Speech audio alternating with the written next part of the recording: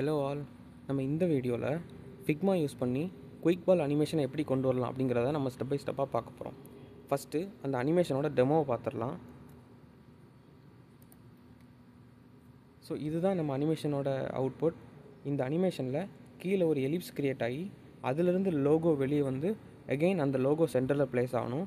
அதுக்கடுத்து சென்டரில் இருக்கிற ப்ளே பட்டன் வந்து ரொட்டேட் ஆகும். இந்த அனிமேஷனை தான் நம்ம ஃபிக்மா யூஸ் பண்ணி நம்ம எப்படி கொண்டு வரலாம் அப்படிங்கிறத நம்ம ஸ்டெப் பை ஸ்டெப்பாக பார்க்கலாம். நமக்கு இந்த ஃப்ரேமில் சென்டர் பொசிஷனை கண்டுபிடிக்கிறதுக்காண்டி ஹரிசாண்டலாக இருக்கிற ஸ்கேலையும் வெர்டிக்கலாக இருக்கிற ஸ்கேலையும் நம்ம பயன்படுத்திக்குவோம். ஸோ இதுதான் நம்ம ஃப்ரேமோட சென்டர் பொசிஷன். இப்போது நம்ம இந்த சென்டரில் நம்ம ஒரு எலிப்ஸ் க்ரியேட் பண்ணிக்கலாம். அதோட ஹைட்டை 15 அதோட விட்த்தை 215 நம்ம கொடுத்துக்கலாம். இப்போ இந்த எலிப்ஸை சென்டருக்கு கீழே ப்ளேஸ் பண்ணிக்கிறோம். இப்போ இந்த எலிப்ஸ்க்கு கலர் கொடுக்கணும். இந்த எலிப்ஸ் வந்து ஒரு ஹோல் மாதிரி ஆக்ட் ஆக போகுது. ஸோ ஒரு டார்க் கலர் இருந்தால் நல்லாயிருக்கும். அதுக்கு கீழே இருக்கிற ப்ரைமரி கலரில் நம்ம டார்க் கொடுத்துக்கலாம். ஸோ இதை கீழே ட்ராக் பண்ணி ஒரு டார்க் கலர் கொடுத்துக்கிறோம். இப்போ நம்ம இதே எலிப்ஸை டூப்ளிகேட் பண்ண போகிறோம். அதுக்கு Ctrl+C அண்ட் Ctrl+V. ஸோ நமக்கு டூப்ளிகேட் எலிப்ஸ் கிடச்சிருச்சு. இப்போ இந்த எலிப்ஸ்க்கு மேலே ஒரு பாக்ஸ் வரைஞ்சிக்கலாம்.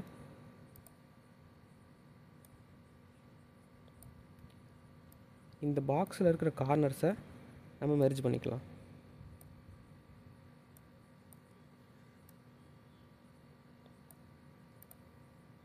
இப்போ இந்த பாக்ஸையும் இந்த எலிப்ஸையும் கிளிக் பண்ணிவிட்டு ரைட் டாப்பில் இருக்கிற 3 ஐக்கானை கிளிக் பண்ணி நம்ம யூனியன் கொடுத்துக்கலாம். ஸோ நம்ம கீழே இருக்கிற எலிப்ஸும் மேலே இருக்கிற பாக்ஸும் சேர்ந்து நமக்கு இப்படி ஒரு ஷேப் கிடச்சிருச்சு. இப்போ இந்த யூனியனுக்கு மேலே நம்ம டூப்ளிகேட்டாக க்ரியேட் பண்ண எலிப்ஸை ப்ளேஸ் பண்ணிக்கலாம். ஓகே, இப்போ நம்மளோட லோகோவை இந்த ஃப்ரேமுக்குள்ளே கொண்டு வந்து வச்சுக்கிறோம். நம்ம இந்த லோகோவை மூவ் பண்ணி பார்க்கலாம் கீழே. ஸோ இந்த லோகோ வந்து எலிப்ஸ்க்கு வெளியே போகுது. நமக்கு வந்து இந்த எலிப்ஸ்குள்ளே இருந்து வர மாதிரி தான் அனிமேஷன் ஆகணும். அதுக்கு நம்ம இந்த யூனியனையும் இந்த எலிப்ஸையும் கிளிக் பண்ணிவிட்டு நம்ம இதை மாஸ்க் பண்ணிக்கலாம். இப்போ இதில் இம்பார்ட்டண்டான விஷயம் வந்து இந்த லோகோ வந்து இந்த மாஸ்க் குரூப்புக்குள்ளே தான் இருக்கணும். ஸோ நம்ம அது அந்த குரூப் வந்து நம்ம மாஸ்க்குள்ளே போட்டுக்கலாம். இப்போ இதை மூவ் பண்ணி பார்ப்போம். இப்போ நமக்கு எலிப்ஸ்குள்ளேருந்து லோகோ வெளியே வர்ற மாதிரி நமக்கு வந்து டிசைன் கிடச்சிருச்சு. இப்போ நம்ம இதை பற்றி டீட்டெயிலாக பார்க்கலாம். இதுதான் நம்ம க்ரியேட் பண்ண 3 லேயர். ஃபஸ்ட் லேயர் வந்து யூனியன் லேயர், செகண்ட் லேயர் வந்து எலிப்ஸ் அண்ட் தேர்ட் லேயர் வந்து லோகோ. இப்போது நம்ம இந்த யூனியன் லேயரை தான் நம்ம மாஸ்க் பண்ணியிருக்கோம். இந்த மாஸ்க் என்ன பண்ணும் அப்படின்னா நம்மளோட லோகோ வந்து இந்த யூனியன் விட்டு வெளியே வரும்போது இதே மாதிரி ஓவர்ஃப்ளோ ஆகாமல் இதை ஹிடன் பண்ணும். அப்போ தான் நமக்கு எலிப்ஸ்குள்ளேருந்து நமக்கு லோகோ வெளியே வர்ற மாதிரி அனிமேஷன் கிடைக்கும். அதனால தான் நம்ம மாஸ்க் பண்ணியிருப்போம். ஸோ இந்த எலிப்ஸ் லேயரை நமக்கு இதுக்குள்ளே வச்சுருக்கிறதுனால நம்ம இந்த லோகோ வந்து உள்ளேருந்து வர்ற மாதிரி நமக்கு அனிமேஷன் கிடைக்கும். நெக்ஸ்ட்டு நம்ம லோகோவை கீழே ப்ளேஸ் பண்ணிக்கலாம். இப்போ இதுதான் நம்மளோட ஃபஸ்ட்டு ஃப்ரேம். இப்போ இதை அப்படியே டூப்ளிகேட் பண்ணிக்கிறோம். Ctrl+C and Ctrl+V. இப்போ இந்த ஃப்ரேமில் நம்மளோட லோகோ வந்து அப்படியே நம்ம ட்ராக் பண்ணி மேலே கொண்டு வந்துக்கலாம். ஸோ நம்மளோட செகண்ட் ஃப்ரேமில் லோகோ வந்து கீழேருந்து ஜம்ப் ஆகி இந்த ஹைட் வரைக்கும் போகும். இப்போது இதே பொசிஷனில் நமக்கு இந்த எலிப்ஸோட ஸ்கேலை வந்து நமக்கு டவுன் ஆகணும். அதுக்கு நம்ம ஜூம் பண்ணி இதோட சைஸை குறைச்சிக்கலாம்.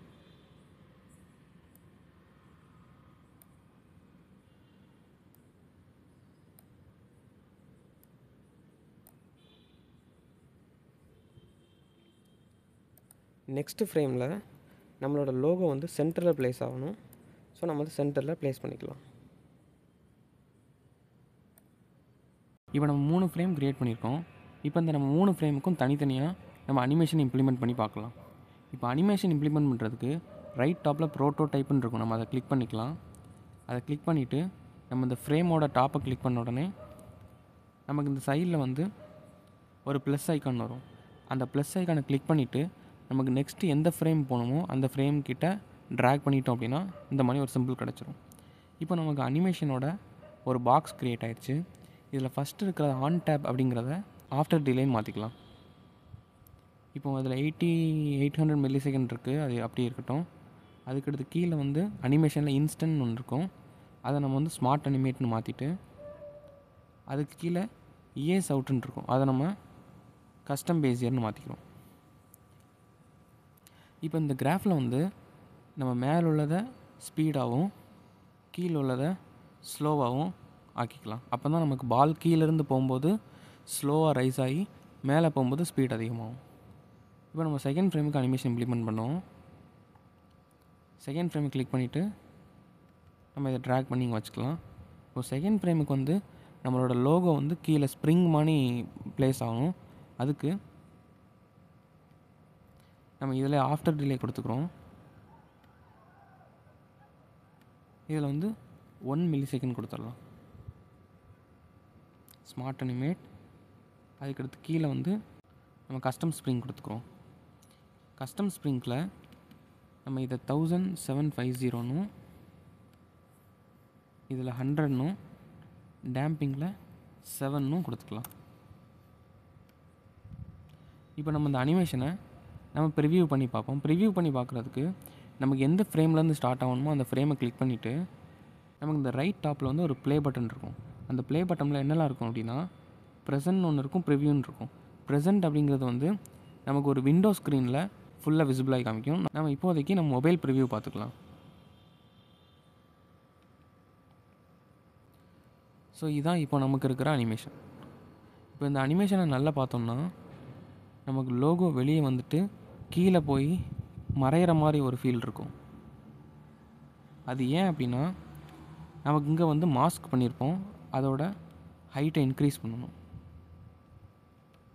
இந்த ஃப்ரேம்குள்ளே இருக்கிறதுனால தான் நமக்கு அது ஹிடன் ஆகுது. ஸோ நம்ம அதுக்கு வந்து இந்த யூனியனோட ஹைட்டை மட்டும் நம்ம இன்க்ரீஸ் பண்ணிக்கிறோம். இப்போ நம்ம ப்ரிவியூ பண்ணி பார்க்கலாம். ஸோ இப்போ அந்த மறையிற எஃபெக்ட் இல்லை. இப்போ லாஸ்ட்டில் வந்து அந்த ப்ளே பட்டன் வந்து நம்மளோட டேரெக்ஷன் கொஞ்சம் சேஞ்ச் ஆகிருக்கு, அதை நம்ம 90 டிகிரிக்கு சேஞ்ச் பண்ணணும். அது எப்படிங்கிறத பார்க்கலாம். அதுக்கு இந்த ஃப்ரேம் அப்படி காப்பி பண்ணிக்கிறோம், Ctrl+C and Ctrl+V. இப்போ நம்ம ஜூம் பண்ணி இந்த ப்ளே பட்டன் மட்டும் கிளிக் பண்ணிவிட்டு இந்த ஆங்கிளில் வந்து நம்ம 90 டிகிரி கொடுத்துக்கிறோம். இப்போ இந்த தேர்ட் ஃப்ரேம்லேருந்து ஃபோர்த் ஃப்ரேமுக்கு நமக்கு வர அனிமேஷனை வந்து நம்ம ஜென்டில் கொடுத்துக்கலாம்.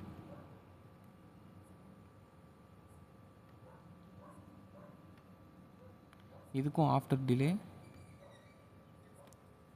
And 1 milli second. இப்போ நம்மளோட அனிமேஷன் எப்படி இருக்குன்னு ப்ரிவியூ பண்ணி பார்த்துக்கலாம். ஓகே, கரெக்டாக வந்துருச்சு.